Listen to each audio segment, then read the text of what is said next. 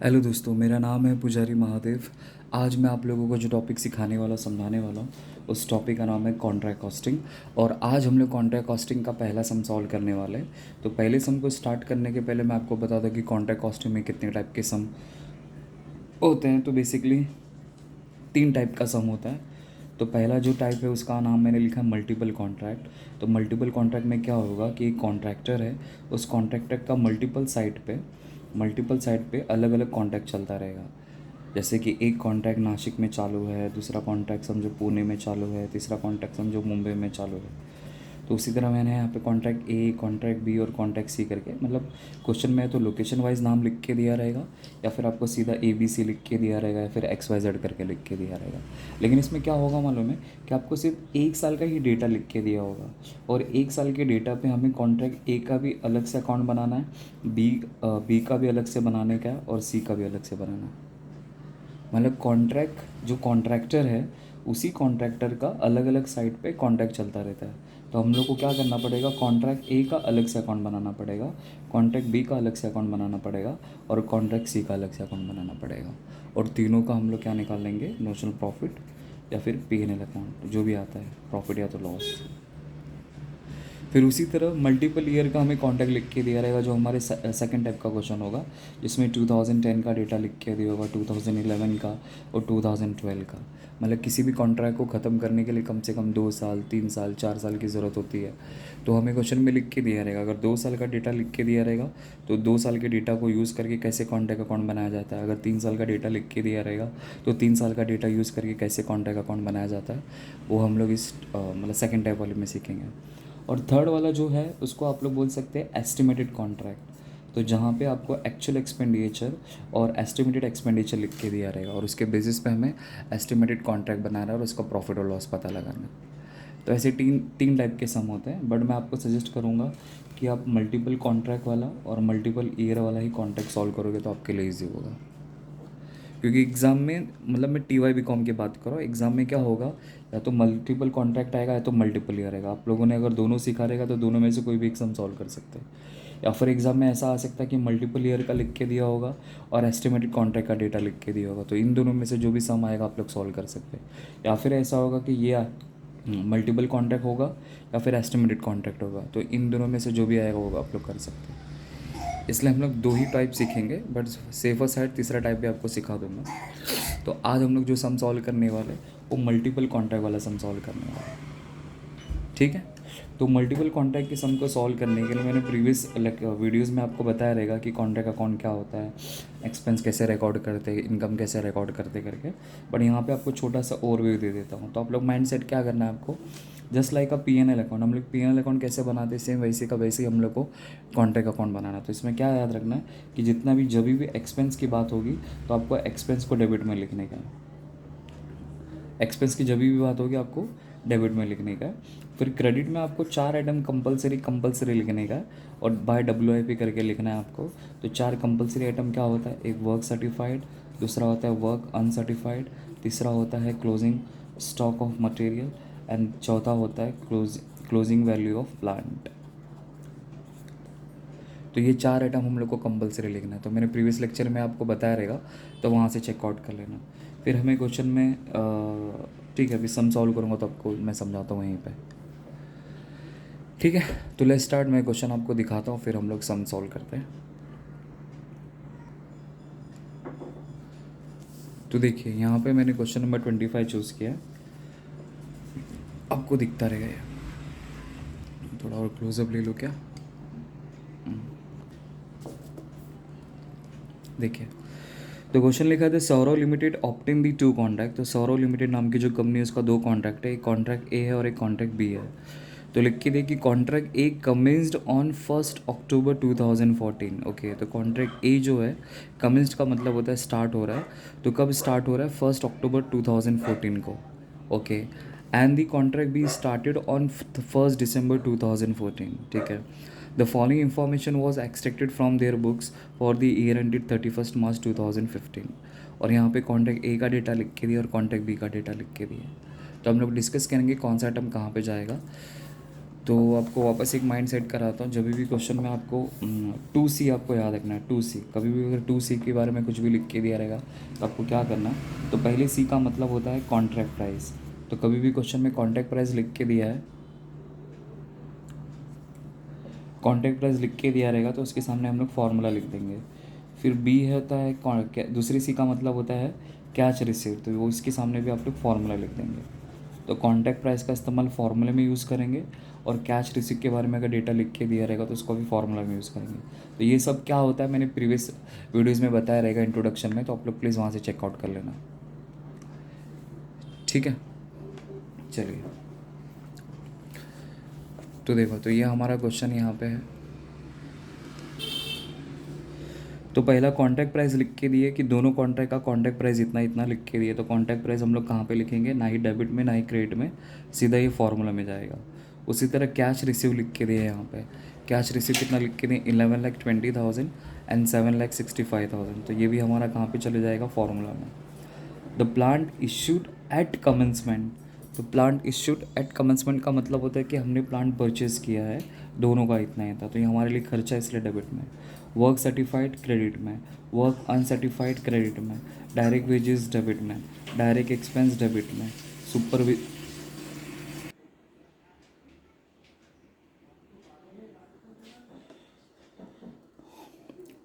तो हमने कहाँ तक रीड किया था, ओके, वर्क अनसर्टिफाइड क्रेडिट में, देन डायरेक्ट वेजेस डेबिट में क्योंकि हमारा एक्सपेंस है, डायरेक्ट एक्सपेंस डेबिट में, सुपरविजन चार्जेस एक्सपेंस है डेबिट में, एडमिनिस्ट्रेटिव ओवरहेड एक्सपेंस है डेबिट में, सब कॉन्ट्रैक्ट चार्जेस एक्सपेंस है डेबिट में, इलेक्ट्रिसिटी चार्जेस एक्सपेंस है इसलिए डेबिट में, आर्किटेक्ट फीस एक्सपेंस है डेबिट में, इनडायरेक्ट मटेरियल एक्सपेंस है डेबिट में, डायरेक्ट मटेरियल एक्सपेंस है डेबिट में, डायरेक्ट मटेरियल रिटर्न, अगर हम लोग कोई भी चीज़ रिटर्न करेंगे तो आपको उसको क्रेडिट में लिखना है, तो direct material return to store credit में, the direct material at the site at end of the period, तो ये हमारा क्लोजिंग स्टॉक ऑफ मटेरियल हो जाएगा। ठीक है, और दोनों साल का दोनों कॉन्टैक्ट अपन को यहाँ पे ऐसा डेटा लिख के दिया। ठीक है, अब पीछे देखते हैं और क्या लिख के दिया हमें। फिर यहाँ पे लिखा है the provide depreciation at the rate 20% per annum on the original cost of plant. Okay, तो हमें प्लांट के ऊपर 20% का डेप्रिसिएशन रिकॉर्ड करना है, और बोला है prepare contract A contract B account for the period ended 31 March 2015। और बहुत ईजी, ज़्यादा हार्ड नहीं है। ठीक है, तो मैं फॉर्मेट आपको ड्रॉ करके दिखाता हूँ, फिर डायरेक्ट आपको सम पे लेके आता हूँ।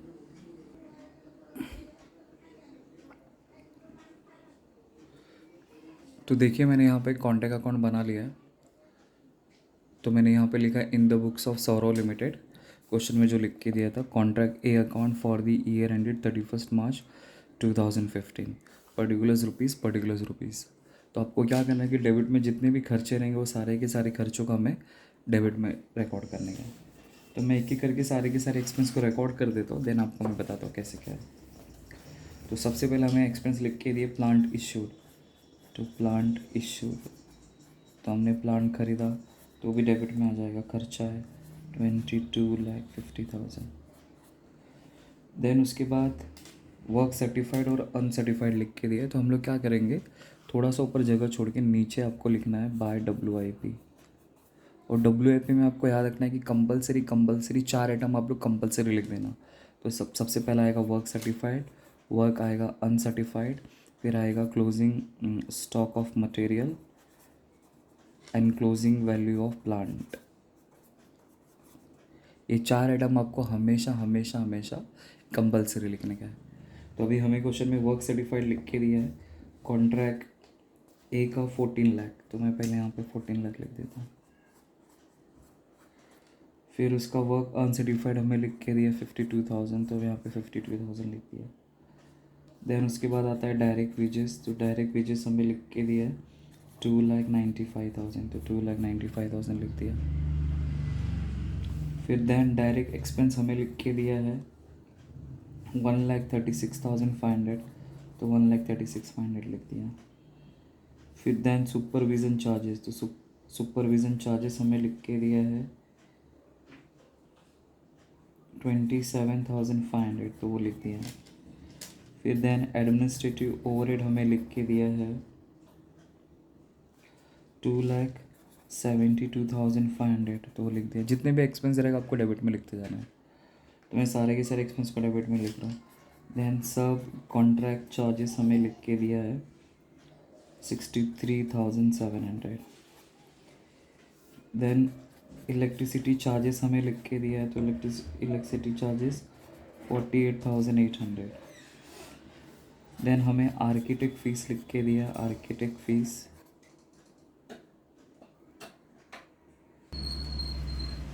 देन आर्किटेक्ट फीस हम लोग को लिख के दिया है, आर्किटेक्ट फीस 52,000। तो 52,000 मैंने यहाँ पे रिकॉर्ड कर दिया।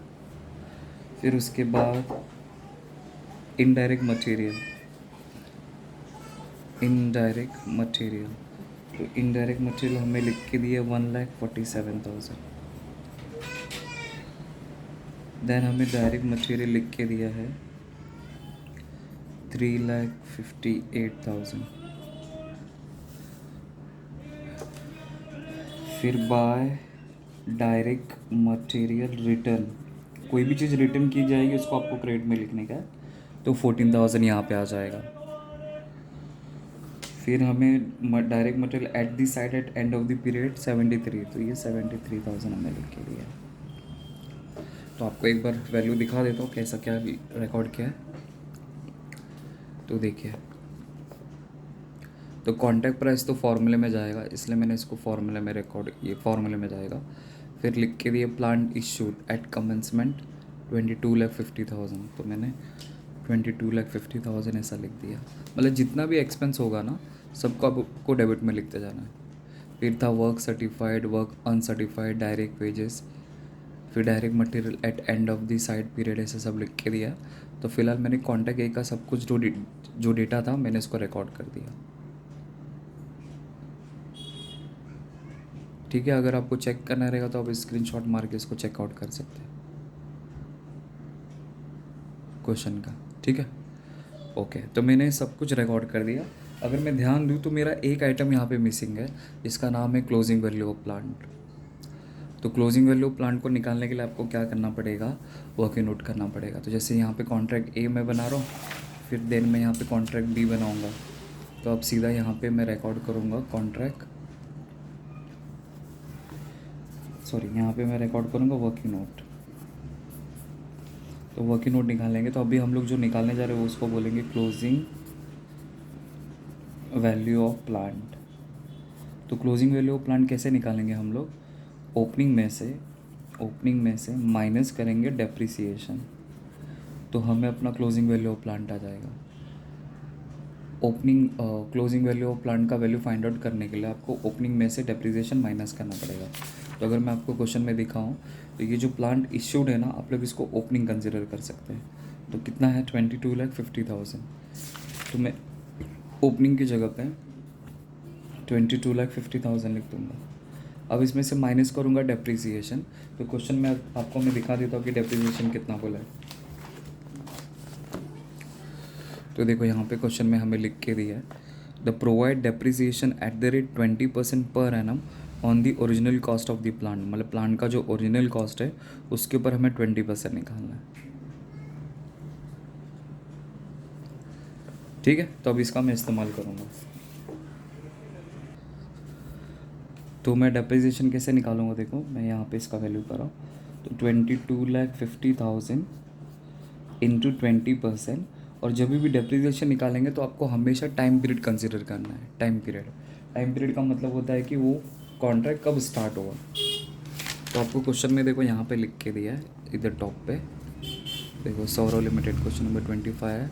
तो देखो ये रहा यहाँ पे, the contract A commenced on 1 October. Okay, तो जो कॉन्ट्रैक्ट ए है वो 1 अक्टूबर को शुरू हो रहा है और हमारा साल ख़त्म कब होता है 31 मार्च को।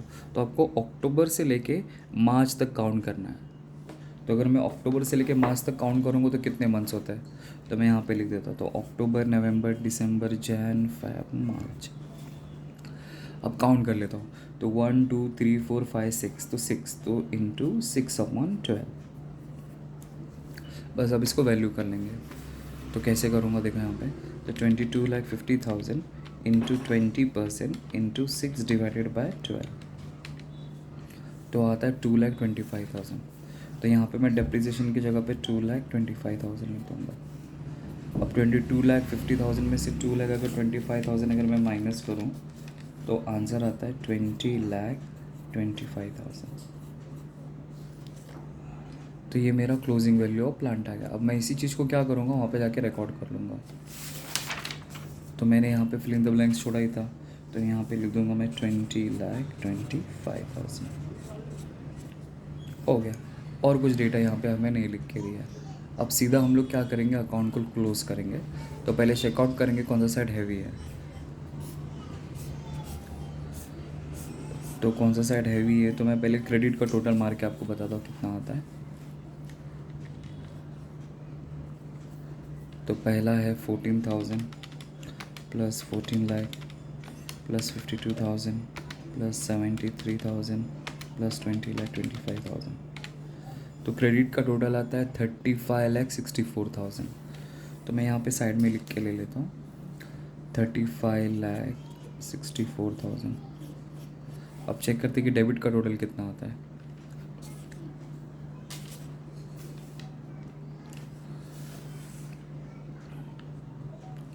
तो पहला है 22,50,000 plus 2,95,000 plus 1,36,500 plus 27,500 plus 2,72,500 plus 63,700 plus 48,800 plus 52,000 plus 1,47,000 plus 3,58,000। तो आता है 36,51,000। तो इसका मतलब मेरा क्रेडिट डेबिट साइड हैवी हो, क्योंकि क्रेडिट का टोटल 35,64,000 आ रहा है, तो डेबिट साइड हैवी हो गया। तो 36,51,000 मैंने यहाँ पे लिखा, 36,51,000 मैंने यहाँ पे लिख दिया। अब इसमें से मैं इसको सब्सट्रैक्ट कर दूंगा, तो माइनस 35,64,000। तो अगर मैं इसको माइनस करूँ तो आंसर आता है 87,000।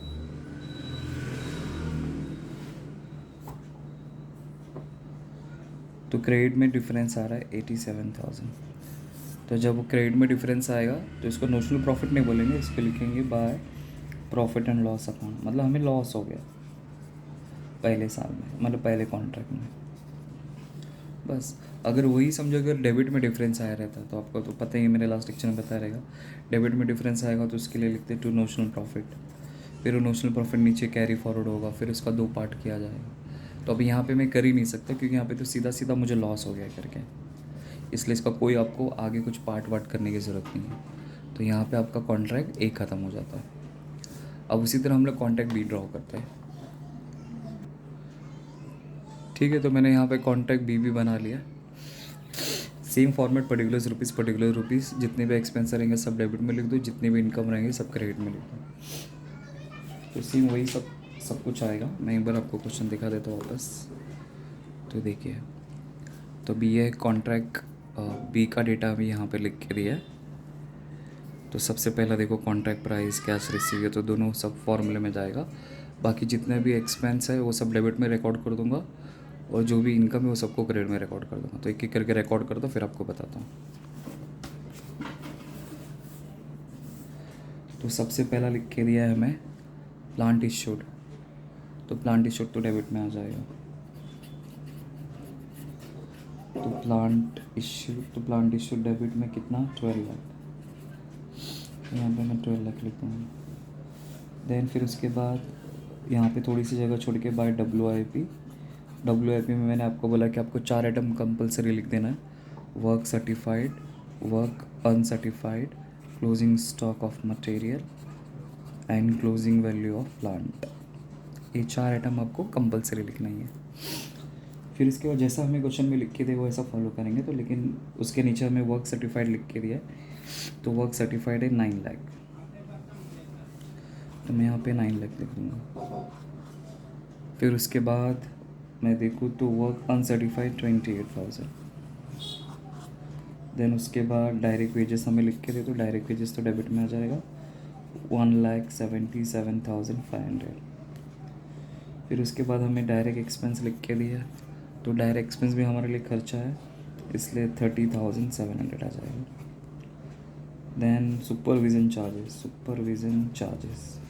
तो सुपरविज़न चार्जेस कितना लिख के दिया, 22,500।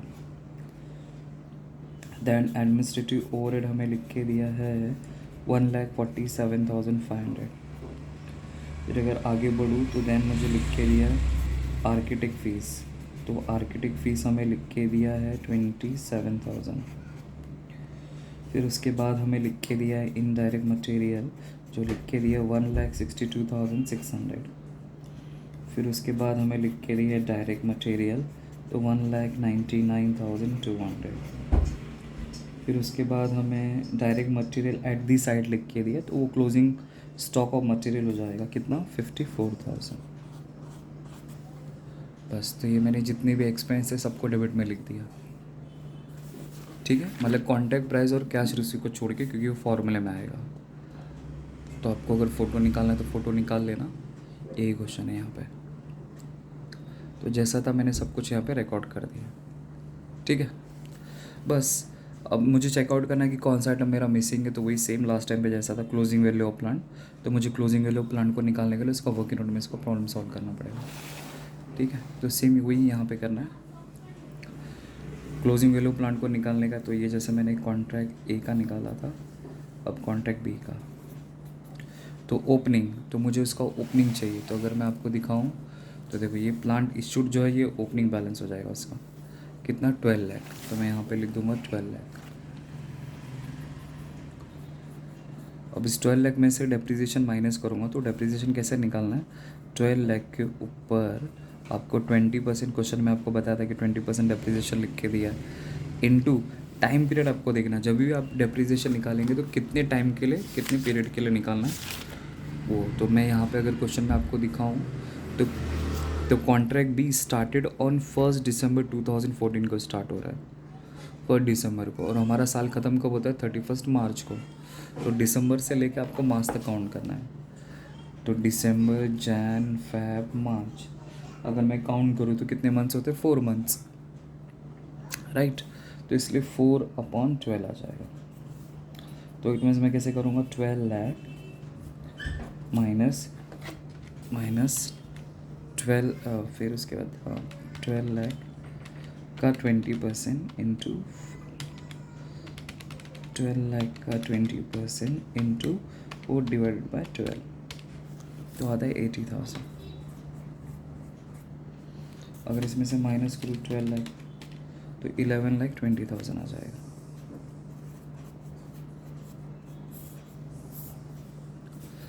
बस, ये तो मेरा क्लोजिंग वैल्यू ऑफ प्लांट मुझे मिल गया, तो मैं इसको यहाँ पे रिकॉर्ड कर देता हूँ। क्लोजिंग वैल्यू ऑफ प्लांट 11,20,000 हो गया। ना हम लोग क्या करेंगे, अकाउंट को क्लोज करेंगे, और कुछ है ही नहीं इसके अंदर। तो सेम जैसा करते हैं, तो पहले मैं टोटल मार के देख लेता हूँ कौन सा साइड हैवी है। तो पहला क्रेडिट का देखते, चेक करते कि कितना क्या आ सकता है। तो पहला है 9 लाख प्लस 28,000 प्लस 54,000 प्लस 11,20,000, तो आता है 21,02,000 आता है। तो मैं यहाँ पे साइड में लिख लेता हूँ ऊपर 21,02,000। अब क्रेडिट का चेकआउट कर लेते कितना आता है। तो पहला है 12 lakh plus 1,77,500 plus 30,700 plus 22,500 plus 1,47,500 plus 27,000 plus 1,62,600 plus 1,99,200, तो आता है 19,67,000। तो it means credit side heavy होगा। तो जो साइड हैवी हो आपको दोनों तरफ लिखना है। तो 21,02,000 मैं यहाँ पे लिखूँगा और 21,02,000 मैं यहाँ पे लिखूँगा। अब उसमें से हम लोग क्या करेंगे, डेबिट वाला माइनस कर देंगे 21,02,000, तो डिफरेंस आता है 1,35,000। तो यहाँ पे डेबिट में डिफरेंस आया, तो जो डेबिट में डिफरेंस आएगा तो उसके लिए लिखेंगे टू नोशनल प्रॉफिट। नोशनल मतलब सोचा हुआ प्रॉफिट, कि इतना हमें पैसा मिल सकता है, इतना हमने पैसा कमाया समझो। अब इसी नोशनल प्रॉफिट को आपको क्या करना है, नीचे कैरी फॉरवर्ड करना है यहाँ पे, बाय नोशनल प्रॉफिट 1,35,000। अब इस पैसे में से मैं कितना पैसा घर पे लेके जा सकता हूँ, वो हमारा होगा P&L अकाउंट, और कितना पैसा मुझे साइड पे रखना पड़ेगा तो वो होगा रिजर्व अकाउंट। तो P&L में कितना पैसा जाएगा तो उसके लिए हम लोग को क्या करना है, वर्क नोट करना है। तो मैंने मेरे लास्ट लेक्चर में बताया रहेगा, तो आप लोग वहाँ से चेकआउट कर लेना, बट यहाँ पे भी आपको थोड़ा बहुत ओवरव्यू दे दूँगा। तो P&L में कितना पैसा हम लोग लेके जाएंगे, मतलब 1,35,000 में से मैं कितना पैसा घर पे लेके जाऊँगा, उसको निकालने के लिए आपको 2 वर्क नोट करना पड़ेगा। तो सबसे पहले आपको क्या करना पड़ेगा, सबसे पहले आपको निकालना है परसेंटेज ऑफ वर्क सर्टिफाइड। तो वर्क सर्टिफाइड का परसेंटेज कैसे निकाला जाएगा, तो work certified divide by contract price into 100 करना है आपको, ठीक है। तो वर्क सर्टिफाइड हमें कितना लिख के दिया है, तो इसी क्वेश्चन में अगर मैं आपको दिखाऊं तो वर्क सर्टिफाइड देखो आपको 9 लाख रुपीज़ लिख के दिया, तो मैं वर्क सर्टिफाइड की जगह पे 9 लाख लिख दूँगा। अपॉन CP का मतलब होता है कॉन्ट्रैक्ट प्राइस। तो आपको मैं क्वेश्चन में दिखा देता हूँ कि कॉन्ट्रैक्ट B का कॉन्ट्रैक्ट प्राइस कितना है। तो देखो यहाँ पे ऊपर ही लिख के दिए, कॉन्ट्रैक्ट प्राइस B का कितना है, 15 लाख। तो मैं यहाँ पे 15 लाख लिख दूँगा, देन इंटू 100 करूँगा, तो मेरे सवाल का जवाब मिल जाएगा मुझे। तो 9 lakh divide by 15 lakh into 100, तो ये आता है 60%। ओके, अब अकॉर्डिंगली इसमें से डिसाइड करेंगे कितना पैसा P&L में जाएंगे, तो उसके लिए एक रूल लिख के दिया था मैंने। तो परसेंटेज ऑफ वर्क सर्टिफाइड, और यहाँ पे फॉर्मूला था, तो क्या था, अगर 1% से लेके 25% के बीच में अगर आपका परसेंटेज आता है तो आप कुछ भी पैसा P&L में ट्रांसफ़र नहीं कर सकते, मतलब पूरा का पैसा आपको रिजर्व में रखना पड़ेगा। फिर 26% से लेके अगर 50% के बीच में अगर आपका परसेंटेज आता है तो 1/3 into notional profit into cash receive divide by work certified, ये वाला फॉर्मूला अप्लाई करना है। मतलब इतना ही पैसा आप घर पे लेके जा सकते हो। अगर 51% से लेके 75% के बीच में अगर आपका आंसर आता है तो 2/3 into notional profit into cash received divide by work certified. Then अगर आपका 76% से लेके 99% के बीच में अगर आपका आंसर आता है तो then 3/3 into notional profit into cash received divide by work certified. Okay, अगर एग्जैक्टली 100% अगर आपका आता है तो पूरा पैसा P&L में जाएगा, फुल अमाउंट। अब हम लोग चेक कर लेते हैं कि हमारा परसेंटेज किस रेंज में है, तो 60%। तो 60% का मतलब होता है कि हम इस कैटेगरी में आते हैं, 2/3। तो इसका मतलब मैं ये वाला फॉर्मूला अप्लाई करूँगा, 2/3 वाला, 2/3। तो मैं पीछे आपको करके दिखाता हूँ। तो अमाउंट ट्रांसफ़र टू P&L, तो कैसे करेंगे, 2/3 into notional profit into cash receive divided by work certified. तो 2/3 की जगह पे मैं 2/3 लिखूँगा। नोशनल प्रॉफिट मैंने निकाल के भी बताया था आपको, नोशनल प्रॉफिट कितना है, 1,35,000। तो मैं यहाँ पे 1,35,000 लिखूँगा। क्वेश्चन में हमें कैश रिसीव लिख के दिया है क्या, तो कैश रिसीव आपको दिखा देता हूँ मैं यहाँ पे। कैश रिसीव्ड देखो यहाँ पे 7,65,000 सेकेंड नंबर पे, तो 7,65,000, और वर्क सर्टिफाइड 9 लाख था उसका पीछे। बस अब डिवाइड कर दूंगा, मेरा आंसर आ जाएगा।